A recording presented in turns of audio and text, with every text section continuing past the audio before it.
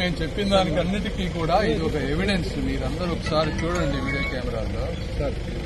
ఈయన మరి ఎమ్మెల్యే కాదు, ఏమీ కాదు. ఎంతమంది పోలీసులు ఒక వ్యక్తి బర్త్డేకి కేక్ కట్ చేస్తున్నారు. ఎందుకు చెప్తున్నారంటే, మా అభ్యర్థి మీద దాడి జరిగి పోలీస్ స్టేషన్కి వెళ్తే ఆయన మీదే కేసులు పెట్టి పోలీస్ స్టేషన్లో హడావుడి చేస్తున్నారంటే దానికి కారణం ఇది, ఈ సంస్కృతి. కాబట్టి మేము ఎస్పీ గారిని అడిగింది ఏంటి అంటే, ఇలాంటి వ్యక్తులపై ఇమీడియట్ గా మీరు చర్య తీసుకోండి. రెండోది, ఇలాంటివి పునరావృతం కాకుండా ఏ విధమైనటువంటి ప్రివెంటివ్ చర్యలు తీసుకుంటారు.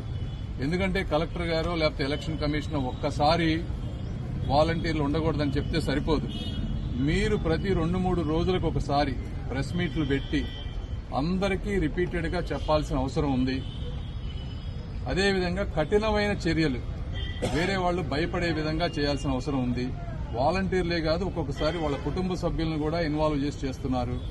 కాబట్టి మీరు న్యాయపరంగా, ధర్మపరంగా ఏ విధంగా చేయాలో అవి చేయండి. తెలుగుదేశం పార్టీ మేము దానికి పూర్తిగా సహకరిస్తాం. మా నుంచి ఎటువంటి తప్పు లేకుండా మేము చూసుకుంటామని ఎస్పీ గారికి చెప్పాం. ఆయన కూడా సానుకూలంగా స్పందించారు. Thank you. నేను చెప్పిన దానికి అన్నిటికీ కూడా ఇది ఒక ఎవిడెన్స్. మీరందరూ ఒకసారి చూడండి వీడియో కెమెరాలో. ఈయన మరి ఎమ్మెల్యే కాదు, ఏమీ కాదు.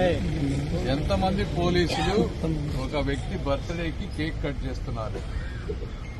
ఎందుకు చెప్తున్నారంటే, మా అభ్యర్థి మీద దాడి జరిగి పోలీస్ స్టేషన్కి వెళ్తే ఆయన మీదే కేసులు పెట్టి పోలీస్ స్టేషన్లో హడావుడి చేస్తున్నారంటే దానికి కారణం ఇది, ఈ సంస్కృతి. కాబట్టి మేము ఎస్పీ గారిని అడిగింది ఏంటి అంటే, ఇలాంటి వ్యక్తులపై ఇమీడియట్ గా మీరు చర్య తీసుకోండి. రెండోది, ఇలాంటివి పునరావృతం కాకుండా ఏ విధమైనటువంటి ప్రివెంటివ్ చర్యలు తీసుకుంటారు. ఎందుకంటే కలెక్టర్ గారు లేకపోతే ఎలక్షన్ కమిషనర్ ఒక్కసారి వాలంటీర్లు ఉండకూడదని చెప్తే సరిపోదు. మీరు ప్రతి 2-3 రోజులకు ఒకసారి ప్రెస్ మీట్లు పెట్టి అందరికీ రిపీటెడ్ గా చెప్పాల్సిన అవసరం ఉంది. అదేవిధంగా కఠినమైన చర్యలు వేరే వాళ్ళు భయపడే విధంగా చేయాల్సిన అవసరం ఉంది. వాలంటీర్లే కాదు, ఒక్కొక్కసారి వాళ్ళ కుటుంబ సభ్యులను కూడా ఇన్వాల్వ్ చేసి చేస్తున్నారు.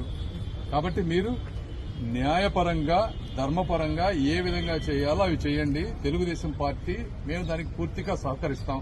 మా నుంచి ఎటువంటి తప్పు లేకుండా మేము చూసుకుంటామని ఎస్పీ గారికి చెప్పాం. ఆయన కూడా సానుకూలంగా స్పందించారు. Thank you.